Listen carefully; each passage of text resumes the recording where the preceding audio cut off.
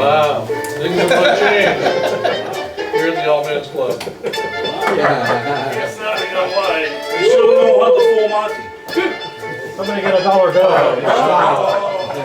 Wait, Ralph Ziegler all over again. turn the video off. Save the camera. Yeah! So, gentlemen, that is my transformation from a hard-charging executive into what you see before you today, a hard-charging runner. And this all started about 9 months ago when my two twin brothers approached me and said, Erik, we're challenging you to go on a 13.1 mile run, a half marathon, over in Disney in Orlando. And that happened about 2 weeks ago. And I had about 9 months to prepare to become good at running. And the first thing I said was, no, count me out. I'm past the age where I can run. I've got arthritis, occasionally have gout. I'm more of a weightlifter. This really isn't for me.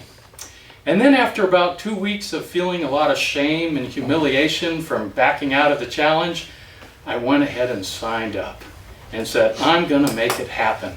And so for the last 9 months, I have been trying to go from about 3 miles, which is what I was capable of running, all the way up to 13.1 miles. And it has been a challenge because if you've never tried it before, it's not a system that's like getting better and better and better and better like this. It's like you do really well and then you get sick. And then you get back up to where you were and you get injured. And then somebody has a birthday party and you eat too much and then you get gout and you're back down again. And then finally you get up and you're ready for the event and you need to make sure that you get lots and lots of sleep and eat right so that you can be primed for the exact moment. So what we have here is the Wiese-Dark Side half marathon. I haven't followed Michael Klein's. Oh, you can't, can you see that? Can you see the little red dot? Yeah. All right, I got one of these. Oh, they're just Darth Vader. So that's me, right there. This is the day before the event. And this is Joe, the Marine, who's 15 years younger than me, and his twin brother, Georg, who's a doctor, or soon will be. And this is us in Orlando, Florida, the day before the event. Now, we have to arrive at the event at 3:30 in the morning, Orlando time. That's 12:30 in San Diego time. I was going to bed at about 7 o'clock at night. Can you leave that light the way it was? Because I've got it all set up exactly the way it was. Sorry. I was trying to turn those off here so your All right. would work. No problem. So we were having, I was having to go to bed at 7 o'clock in order to be able to get ready for this. Now, this is a big expo. It's not the best picture, but this is over at the ESPN Wild World of Sports. And all of these are different places where you can buy stuff. Now, they give you a couple things for free, and one of those is this shirt. I mean, when I say for free, it's after I spent $180 to join. And then I also got some Blistex that I can put on my lips, and that's basically all they give you for free. And then I had to bring my own running hat so that I fit in with the event. And now this is some of the cool little pictures that you get to take before the event. And that is a Wrathgar. For those of you who saw the Rogue One, that was what was on Han Solo's ship, a big ugly monster. And this is a woman I don't know, but she looks good in this picture. And this sort of symbolized the entire experience. You see, this is sort of, when you go to this event, you are being chased by old age and death. And what you have in front of you are young, attractive, better runners than you. And if you're lucky, you have someone like her to motivate you to try and catch up and impress her. Whether it happens or not, that's a different story. Boyfriend dream. So this is the morning of the event. I got there a couple days early, went to try and acclimatize myself to the huge humidity that's down in Orlando. It's like swimming. And yeah, just walking around is like swimming. It's like it's going to rain any second. And that's not too bad of a thing unless you have big thighs like I do. I do not have those tiny little runner's thighs that go.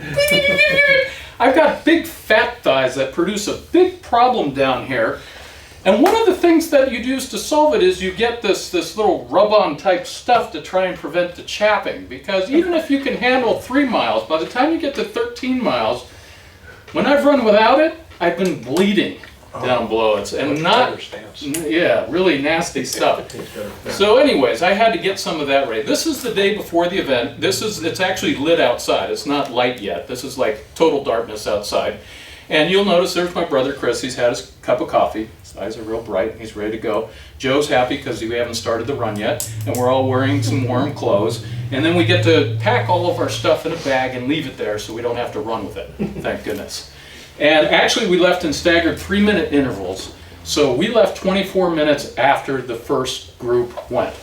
And they put you in corrals based on how fast you are in previous races. So the A corral is the really able top athletes. The B corral is next. My brothers who had previously run this were in C corral. And after looking at all the people in C corral, I realized that C stood for confident and charismatic. These guys were chiseled runners. That was not where I was. I was in F corral. Now, D corral was like for dullards, E corral was for like effeminates, and F corral was for fat, flabby, feeble people. And my brothers really didn't want to be there, but they had, if they wanted to stick with me, they had to move back to us fat, flabby, feeble people.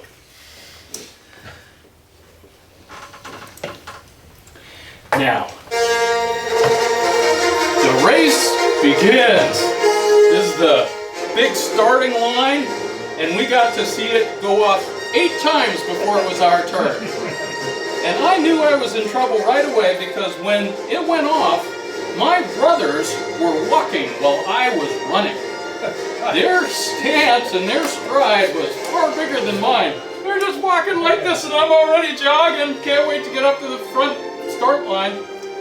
Now what's really neat about this is you start off here at the Magic Kingdom and then you run from their parking lot all the way down until you get to the Animal Kingdom. And that's what this big tree is. You get to run through there and you have everybody clapping for you if they've woken up at 5:30 in the morning. And then you get running around here until you get to the Tower of Terror and you get to run over there and all the people who were there earlier clapping and you've got all these stormtroopers and everything else. And then finally, if you can make it, and some people don't, but if you can make it, you get to this big Epcot Center and you run through the finish line, and I'm now going to demonstrate the absolute 13.1 pure fun miles that I got to go through next. So when I first started off, there's these little places around here where you can stop and go. This is one of these little racers from the movie Return of the Jedi. And a lot of people would say, I'm tired, I might as well take a picture. So they'd get in line and they'd spend 5 minutes in line and then they'd take their picture and then they'd go run again. And a lot of them actually brought their own cell phones so they could do selfies and everything else. But we were committed. We were not going to allow our times to be influenced by having any fun at all.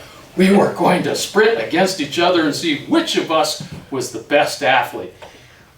These are people who dress up. You can see how fun they are. This was my dress up. You can see how devoted I was. Now, what's... Black socks? No, well, look, I didn't have time to put on my running shoes. Okay, but, you know, after the first mile, it's really funny because we've all been sitting around drinking waters because we're dehydrated. You get the first mile and you're looking around, where are the bathrooms? Where are the bathrooms? So you just pick a tree and you run out there. So after the first mile, we all had this great tree that all of us went to, including the women who were laughing at us. And then we got back there and could keep going. So here's some of the stormtroopers that were out there. You can see how cool they are. Here's Darth Vader again. There's like 4 or 5 Darth Vaders, a couple Darth Mauls. It was a blast. And then after 6 miles, my brother Joe couldn't handle it anymore and fell behind. And that was so awesome. But I was still trying to keep up with George. And George had this great system. I don't know if you've heard of Joey Galloway. But he designed a system where you run for 3 minutes and you walk for 1 minute. Or you run for 4 minutes or 5 minutes and you walk for 1 minute. And that is a great training system because a lot of you, including myself, can't run for 2.5 hours straight. But if we can run for 3 or 4 minutes and walk and get our breath back and get all that blood back into our arms and get our heartbeat down, we can do that for a long period of time. I actually ended up stopping probably about 10 times for about 1 minute in the process of running for these 2+ hours. And that method helped significantly. But what it also meant is that you're running and then you slow down, all the people you just passed run past you, and you're getting motivated to quickly cut down from a minute to maybe 30 seconds or maybe 45 because you don't like getting the same territory twice or 3 times, but that's part of the fun of the experience. So now we're getting to Epcot Center, and you have the Imperial March coming on. And before you get to Epcot Center, there's a boardwalk, and your knees are killing you, your ankles are on fire, and you get to the wooden boardwalk, and it's like, oh, thank God there's some bounce in this boardwalk. And you start picking up the pace because you're getting close to the finish line. You don't know exactly where it is, but they keep making you think it's just right around the next bend, because they don't want you to end with any spare energy whatsoever. So everyone is picking up the pace. But anyways, we get to the next part, which is the finish line here. And when you go through this finish line, you know, I'm not really one for participation medals, but in this case, I earned this one. And not only did I earn this, but I had Princess Leia herself put it around, well, someone who looked just like her, put it around my neck and give me a kiss right on the forehead. I mean, you couldn't ask for anything better.